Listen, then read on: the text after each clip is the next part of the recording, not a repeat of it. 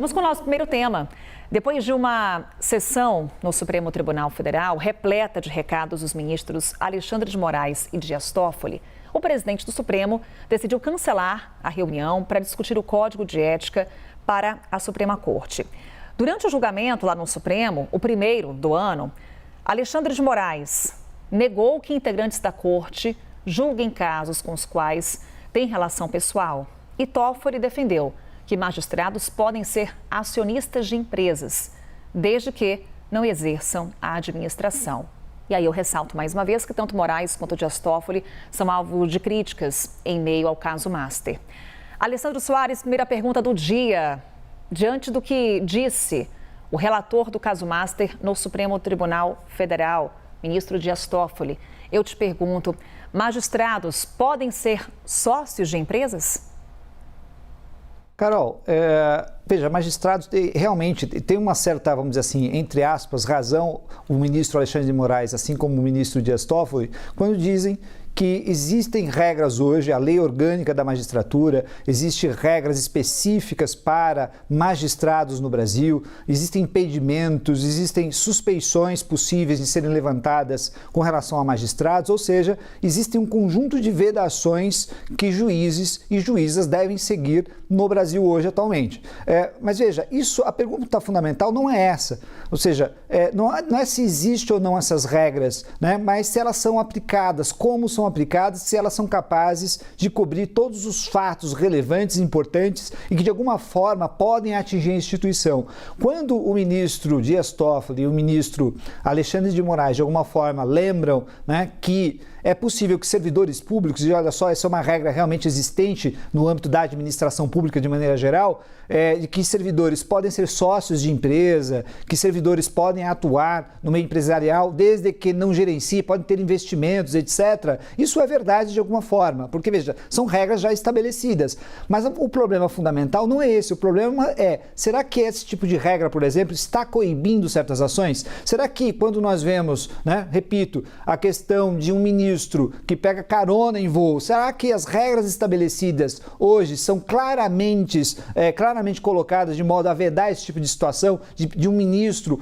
Veja, nós estamos falando de ministro do Supremo, nós podemos falar de qualquer magistrado. Será que um magistrado pode pegar carona ou pedir empréstimo de aeronave ou pedir favores para empresários, sendo que muitos desses empresários têm interesses com relação a decisões públicas? É essa a questão que está posta. Será que não necessitamos de regras novas e regras que a gente sabe que não são suficientes? Veja, não existe nenhuma regra suficiente que possa vedar qualquer tipo de situação, né, ilícita ou mesmo imoral na administração pública, mas é importante que a gente tente ter essas regras. Eu acho que foi nesse sentido que foi falado ali pelo ministro, mas de alguma forma não cobre, pelo menos de maneira geral, não cobre as necessidades que a gente tem com relação ao poder público hoje, ou seja, existem certas situações que nós podemos melhorar com o Código de Conduta. Código de Conduta não é alguma coisa que vai solucionar todos os problemas, mas é importante que a gente faça esse debate, porque o que nós estamos vendo nesse exato momento é que existem situações que não estão acobertadas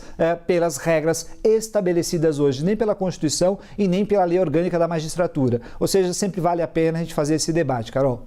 Vamos para o nosso próximo tema, então, Alessandro, para mais debates aqui. Logo no primeiro dia de trabalho do ano, o Congresso aprovou um pacote que cria cargos e aumenta a remuneração e bônus dos servidores do Legislativo.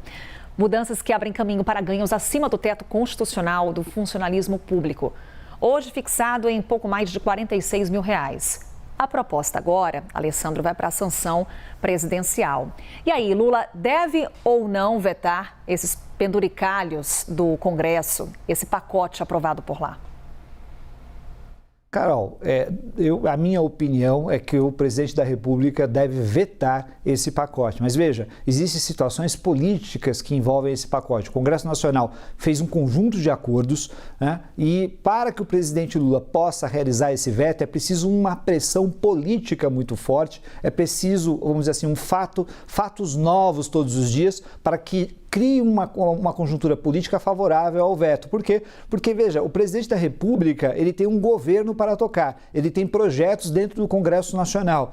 E para qualquer veto que seja realizado, normalmente há um nível de conflitividade com o Congresso. Portanto, para que ele tome uma atitude desse gênero, ele precisa fazer um conjunto de cálculos políticos. Mas como cidadão, né, como qualquer cidadão, eu posso fazer toda uma crítica com relação à situação que foi criada nesse exato momento pelo Congresso Nacional, com esses aumentos, porque no fundo, o que nós temos ali é que você amplificou a desigualdade dentro do funcionalismo público, em regras estabelecidas de maneira não transparente, porque, veja, foi uma votação muito rápida que foi realizada no Congresso Nacional, que de alguma forma provavelmente vai superar o pagamento os limites estabelecidos na Constituição com relação ao teto constitucional, ou seja, nós temos um limite que os funcionários públicos podem receber no âmbito da administração pública. O teto nacional é a remuneração do ministro do Supremo Tribunal Federal. Então, se você vai chegar aos R$46 mil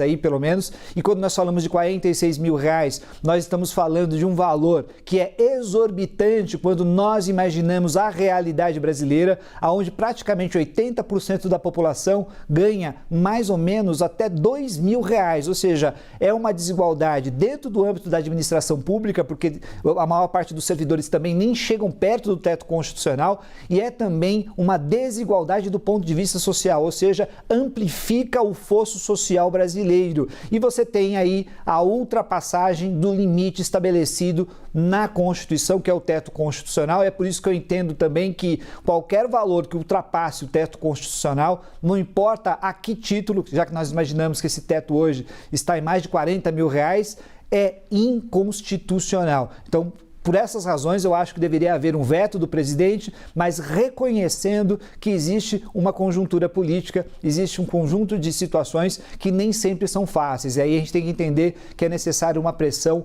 popular, uma pressão nos meios midiáticos para tentar forçar de alguma forma que haja um veto e que essa luta continue daqui para frente. E vamos para o nosso terceiro e último assunto com o Alessandro, CPMI do Banco Master. O pedido de criação da comissão já foi protocolado no Congresso, mas a oposição vê em curso um trabalho para que a CPMI não saia do papel. Parlamentares avaliam que a derrubada do veto ao PL da dosimetria pode ser usada como uma moeda de troca para enterrar a comissão. Alessandro, existe uma operação abafa contra a CPI do Banco Master? Eu acredito que dentro do Congresso Nacional não haja um interesse tão, vamos dizer assim, tão republicano em instaurar essa comissão parlamentar de inquérito. E isso porque as relações do Daniel Workar, do banqueiro Daniel Workar, do Banco Master, é muito ampla dentro do Congresso Nacional. Então, acho que existe, vamos dizer assim, um certo receio com relação à comissão parlamentar de inquérito, e esse receio, ele é, vamos dizer assim, difuso dentro do Congresso Nacional.